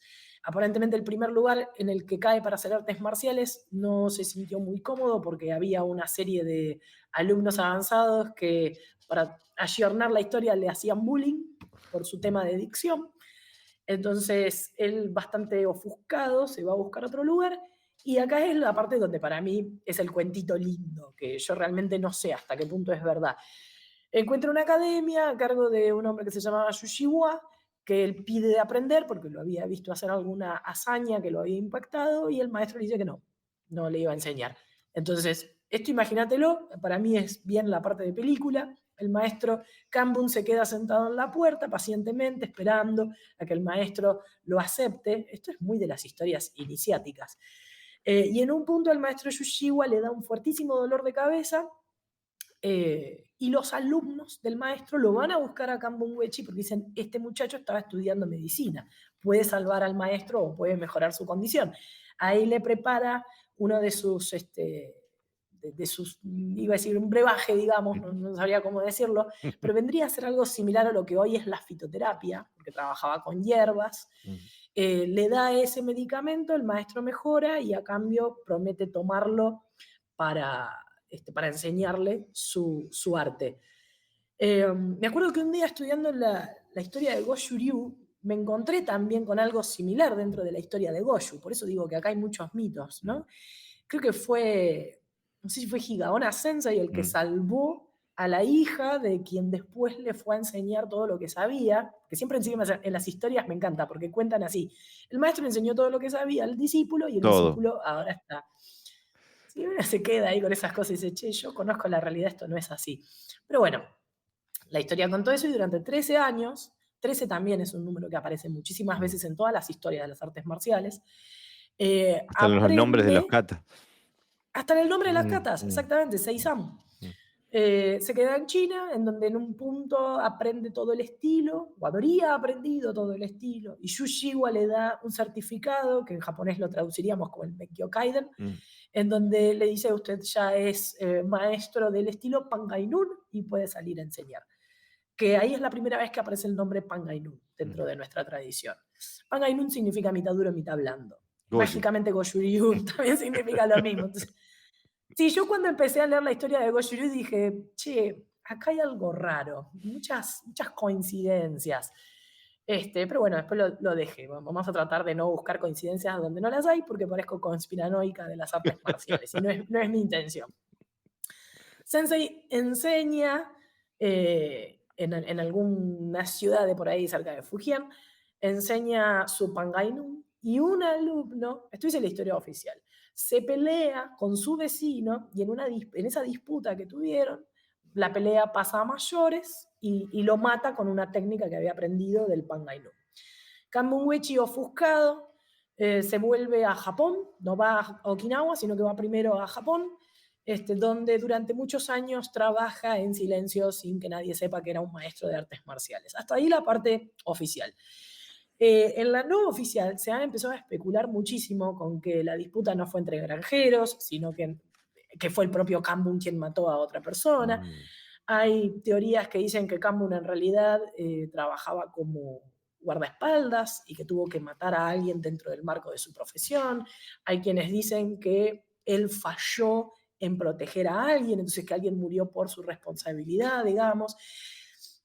Hay muchas historias que se abren. Yo siempre contemplo la historia oficial, pero me niego digamos, a tomarla 100% así, porque la verdad que no hay documentos que vayan amparando esa línea, más allá de lo que la familia Weche en su momento decidió permitir que trascienda hasta cierto punto. Entonces es como siempre voy sometiendo todo a, bueno, a ver qué otras cosas aparecen, qué es factible y qué no es factible. Porque la otra cosa que a mí siempre me hizo un poquito de ruido es que si la escuela de Yushiwa hubiera sido una escuela de artes marciales mínimamente prolífera, no vamos a decir que tuvo decenas de cientos de alumnos, con que haya generado 10 maestros, 5 maestros, vamos a decir 5 maestros. En algún lado en China tendría que haber un estilo de Kung Fu que enseñara San Chin Se San San Mm, Seriu, más o menos como lo enseñamos nosotros, no pido que sea igual, mm, digo más o menos, y no la hay. Entonces, por eso yo hay cosas que las tomo con pinzas, porque no tengo del otro lado alguien que constate mi historia. O sea, yo necesito varias fuentes para poder corroborar esto que se está contando. Y la única fuente que se ha tenido durante muchos años es lo que la familia de los Huechi permitió que trascienda. Es que está bien, pero bueno, a veces no le alcanza a algunas mentes inquisitivas. Sensei Kambun entonces estaba tranquilamente trabajando en Japón y obviamente había una comunidad de okinawenses que, para volver a usar un término moderno, sufrían de bullying por parte de los japoneses. Los okinawenses encima son físicamente bastante diferentes de los japoneses cuando uno se acostumbra a ver las dos etnias. Entonces, para los japoneses, los okinawenses eran un poco como ciudadanos de segunda y los molestaban de todas las maneras posibles. O sea, básicamente lo que cuenta la mayoría de los libritos de historia era que trabajaban en una textil, o sea, eran todos obreros, y había una banda de matones japoneses por ahí que cada vez que se los cruzaba, los golpeaban, les robaban la plata que habían ganado en ese día y les exigían alguna otra cosa más. Entonces, uno de los okinawenses jóvenes, que se cansó de que les pegaran tanto, escuchó en algún lado, y ahí es donde se dice que lo habrían escuchado de boca de Gokenki, mm, que Kamo Uechi era maestro de artes marciales chinas, no se sabía bien de qué. Entonces empezó a circular todo esto, bueno, que enseñe, bueno, que enseñe, bueno, que enseñe. Le empezaron a insistir, si mal no recuerdo, la historia cuenta que fue Tomo Yose Sensei, habría sido el padre del maestro de George Mattson, hasta que en un momento Sensei Kambun cede y empieza a enseñar. Que es interesante porque el primer dojo que abre alguien de la familia Uechi, entonces, con este nuevo formato, pasa a ser en Osaka, en Japón, no en Okinawa, ujú, para romper con la idea de que el primer dojo de karate en Japón fue el de Shotokan. En realidad dicen que fue el de Kamo Uechi Sensei, que enseñaba Pangainun. Los kanji Pangainun en japonés se leen como Konanryu. Y hoy por hoy hay escuelas de Konanryu en Tokio. mira. Así que particularidades, en realidad son esas pequeñas cosas que uno se acuerda porque dice, mira, qué curioso. Con el tiempo, Kamen Uechi vuelve a Okinawa, vuelve a la zona donde él se había criado. Tiene a su familia, que en realidad ya el primer hijo había nacido en Japón, que es Kanai Uechi Sensei. Y en Okinawa se repite un poco esta historia, donde lo empiezan a pedir que enseñe, abren un dojo y ahí se empieza a consolidar un poquito mejor el Uechi-ryu, le enseña a su hijo y es en realidad Kanai Uechi el que termina de consolidar el Uechi-ryu que conocemos en la modernidad.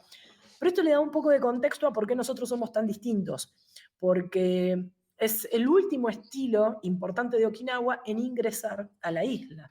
Y es obvio que en el medio se fue ayornando. Ahora, ¿quién exactamente puso qué? Eso no sabría decirlo, pero yo creo que Kambun Uechi enseñaba a un estilo bien chino y es el hijo y sus compañeros quienes empiezan a darle más una impronta okinawense a lo que Mm, hacemos. Y eso se nota mucho ya hasta en la manera recta, digamos, de ejecutar, por ejemplo, Sanchin, que si uno va a China y empieza a mirar el Sanchin, aparecen esta clase de mm, estructuras y nosotros vamos a utilizar esto. Eh, y hay varias, hay muchas diferencias más, que es como que el okinawense es mucho más rígido. Yo lo veo siempre más recto al lado de la gente de Kung Fu. La gente de Kung Fu es más laxa, usa las articulaciones de una manera mm, distinta e incluso hace traslados diferentes, ¿no? O sea, desplazamientos distintos, con más transiciones, bases más abiertas. Pero bueno, evidentemente en un punto se empezaron a okinawizar, no sabría cómo decirlo, se empezaron a ayornar para poder compartir su karate con los demás. Algo que constantemente aparece dentro de los textos de historia es que cuando Kanbun ya se había animado a empezar a enseñar, era frecuente que se juntara también, no solo a practicar con sus alumnos, sino a mantener largas charlas. Ujú. Se juntaban y básicamente lo que dicen ellos es, se juntaban a tomar y a hablar de karate. Bueno, Y hablarían. entrenar, tomar y hablar de karate, digo, ¿qué más le puedes pedir a la vida? Es que para mí karate es eso. No, también creo que en algún lado me reía porque decía que hablaban de karate y de mujeres y de tomar. Entonces era muy graciosa esa clase de cosas. Yo me quedo a veces con lo anecdótico, es como que me ayuda a humanizarlos más, a ponerlos más cerca de nosotros. Porque uno a veces tiene como que el maestro nació sabiendo todo, nunca se equivocaba y todo lo que él enseñó era perfecto. Y no, esto de que se juntara a hablar con sus alumnos, que encima sus alumnos eran bastante belicosos en el sentido de la palabra, de que eran muy de empujar a los cambios, ¿no? Ellos querían, por ejemplo, cuando tuvieron esta injusticia por parte de los japoneses, ellos querían inclinar la balanza para el otro lado. Mm, Entonces, básicamente se juntaron a pegarle a los otros, mm. usando el karate que estaba enseñando Kanbun Uechi. Entonces, había una personalidad fuerte por parte de estos alumnos que se juntaron a Kanbun Sensei. No eran muchachos que se quedaban dócilmente a aprender lo que el maestro les inculcaba, eran un poquito más, tenían una impronta diferente.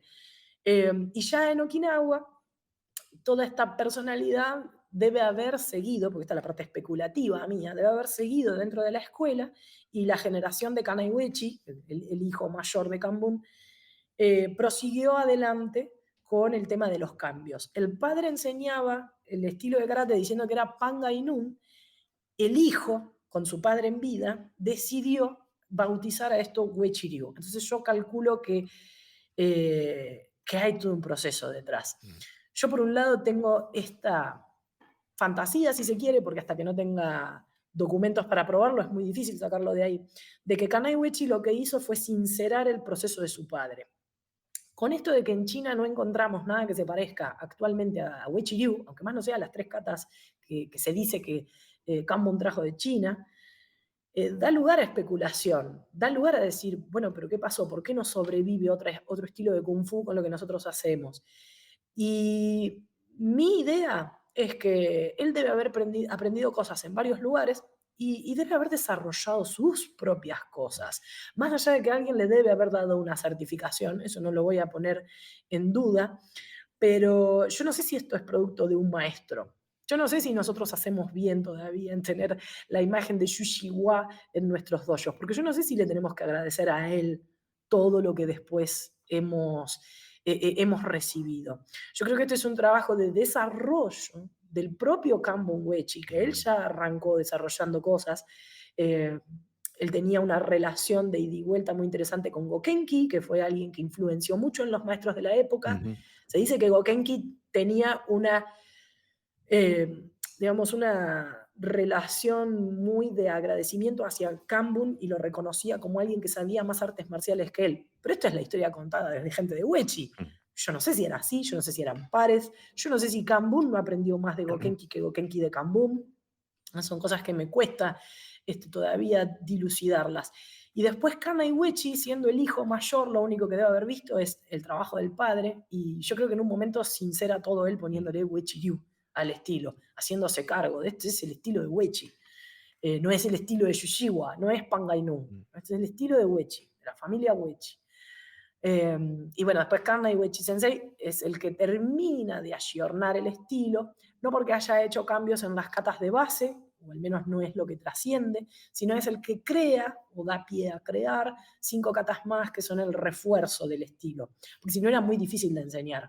De Sanchin a Cézanne hay un salto técnico inmenso. Y mantener un alumno 3 años con una sola kata, que encima es excesivamente simple, entre comillas, pero para el neófito uno entra y dice, esto sí, lo aprendo en 2 meses. Mm. Pasar de ahí a Cézanne era un salto gigantesco técnico y la gente no tenía la paciencia que se requería, entonces dijo, bueno, vamos a poner katas intermedias, que además fue la época, es exactamente la misma época que se generan las katas, la Fukiwata. Los Pinan, según tengo entendido, es del 30 al 50 que se empiezan a generar todas estas katas y él formó parte de esta reforma. Y también genera toda una serie de ejercicios que en Wechiryu se conocen como Hoshundo, que no es el mismo Hoshundo que para Goju-Ryu. En Goju-Ryu el Hoshundo es el ejercicio con elementos, y para Wechiryu es básicamente segmentar las katas, tomar algunos fragmentos de esas katas y ordenarlos en un nuevo set de ejercicios que lo que hacen es ayudarnos a aprender estas otras katas que son más complejas. Después también generó unos Yakusoku Kumite, que son combates prearmados. Nosotros mantenemos los Yakusoku Kumites originales de Kana y Uechi, y después hay maestros que añadieron sus propios Yakusoku Kumites. Y ahí aparece uno de la línea de Kenyukai, que yo lo mantengo, que es la familia Shinsho.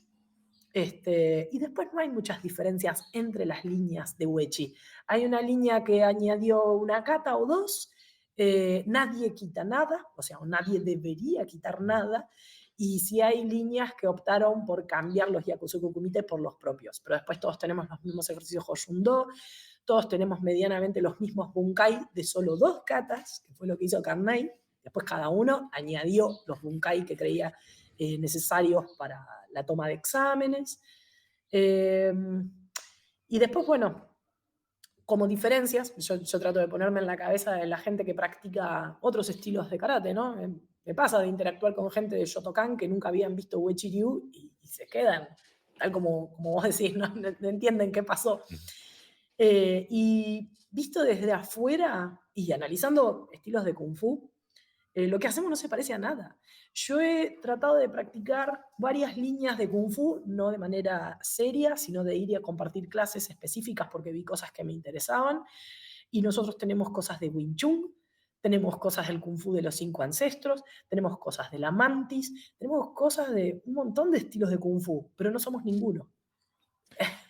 No, no son la copia de nada. Y aparte No somos. tienen una impronta muy, muy específica, que no lo tienen los chinos tampoco. Se ve que es puro chino, pero no podría decir esa escuela china se ve de esa forma. Tiene una impronta muy específica, aunque tiene un sabor muy chino, eso no lo puedo negar. Este, pero es verdad lo que dices. Y me encantó, no me había parado a pensar que la gran diferencia en que por qué Uechi se ve tan chino es que ha tenido menos tiempo de diluirse o de mezclarse o de transformarse que, por ejemplo, el Shorin, que si el que lo trajo fue Matsumura, digo, ya han pasado 200 años y un montón de generaciones de personas que han influido el desarrollo. En cambio, ustedes son la tercera, ¿no? La tercera generación estaríamos hablando, ¿no?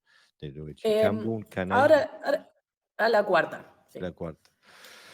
Este, eso está interesantísimo. Yo la verdad que le digo a la audiencia que es difícil hablar sobre el Uechi sin haberlo visto.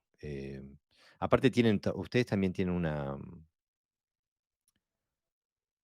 un tipo de Tameshiwari que no son como los del Kyokushin, son casi que al revés. Yo he visto a Kinjo Sensei partirse el palo de béisbol en el dedo gordo del pie, cosas así, digo, que son,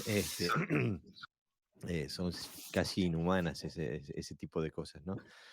Pero para darse una idea, si uno escucha el podcast, después le recomiendo que vaya a YouTube y busque Uechi Ryu, para hacerse una idea de lo que es visualmente el Uechi Ryu, porque es un animal diferente, no se puede. Yo en Ryu reconozco, en Goju Ryu reconozco, en Uechi trabajan, como te decías tú, no trabajan la Senkusudachi, ¿no? O sea, las posiciones son siempre altas, redondas, trabajan mucho en el vado le diríamos con kake a esto, no sé cómo le dicen esa. Nosotros usamos la mano así, le decimos gírate, que es mano plana, Ah, ok. básicamente. No así, que esto sería más un signo de grulla. Mm, Nosotros así, porque usamos la garra del dragón o del tigre. Esos son los 3 animales que usamos nosotros: grulla, dragón, tigre.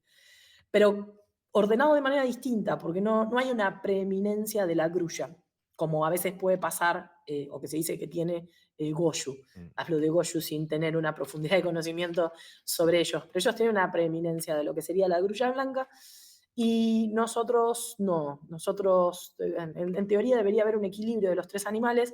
Yo creo que siempre veo que hay más predominancia del dragón y del tigre. Ok. No los ve Pero haciendo. sí, exactamente. No los veo haciendo Totsuki, por ejemplo. Bueno, el tsuki. El tsuki es el emblema de Okinawa, en un Mm, punto, ¿no? Entonces, sí. yo me imagino no, yo he visto seminarios de gente de Shorin que arrancan sus seminarios con todos los practicantes en Shikodachi, Mm, ejecutando Seiken Tsuki y contando hasta 3000 tsukis, más o sí. menos, ¿no? Esas son unas de las anécdotas divertidas que tuve la oportunidad de ver. Y haciendo el análisis, nosotros no tenemos el Seikensuki en las katas. Mm, Aparece una sola vez en una kata moderna, en Kanshiwa, aparece al principio.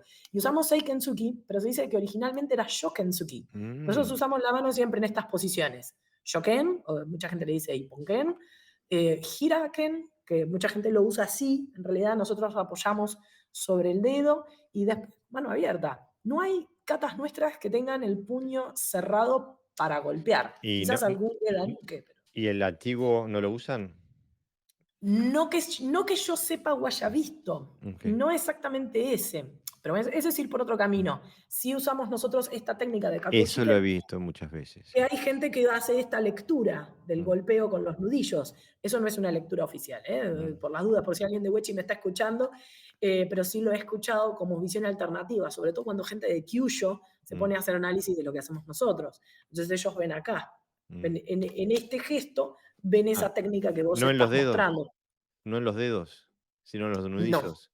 Nosotros vamos a hacer el bunkai acá, Sí. pero depende de quién lo esté viendo, está viendo el gesto este, Mirá. que es el golpeo con los nudillos en otra dirección, con otro formato de las manos. Pero también, o sea, es un campo en el que yo no tengo gran desarrollo como para hablar con autoridad.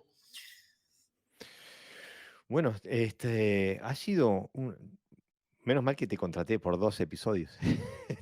Porque ha sido le hemos dado un montón de información a la audiencia, este, y creo que se quedaron con ganas de más. Sensei, te doy las gracias por haber venido al podcast y habernos regalado casi 2 horas de tu vida y todos los años de experiencia que tienes. Te damos las gracias y te queremos ver de vuelta. Muchas gracias por haber venido, ¿eh? No, yo te doy las gracias a vos, primero por el trabajo que están haciendo de Podcast Doyo, porque yo realmente los sigo, no los puedo escuchar en vivo, obviamente, o sea, me pierdo de chatear y de hacerles preguntas en vivo, que me parece muy, muy genial lo que van haciendo, pero además trae siempre exponentes más que interesantes. Aprendo mucho y de hecho, ni siquiera me metí yo por mí misma a verlos la primera vez que los empecé a ver, sino porque mis alumnos me decían, estoy escuchando el Censo y tal en Podcast Dojo. Así que me metí gracias a ellos y estoy Mira súper qué bien. agradecida de haberlos conocido.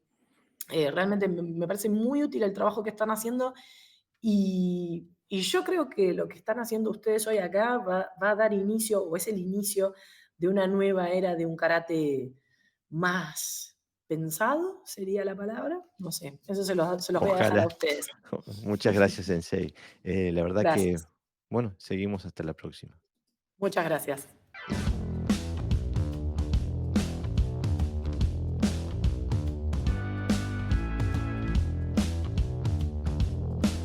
Esto ha sido todo por hoy. Espero que hayas disfrutado del episodio. No te olvides de seguirnos por nuestras redes sociales, tanto nuestra página de Facebook como nuestra cuenta de Instagram, y de suscribirte a nuestro canal de YouTube y también de suscribirte a nuestro podcast en todas las plataformas de podcast. No te olvides también de que emitimos en vivo todos los sábados a las 23 horas de España y que el video queda grabado en nuestro canal de YouTube. También puedes escuchar este podcast en la revista Mokuso de Argentina en mokuso.ar. Sin más, hasta la próxima semana.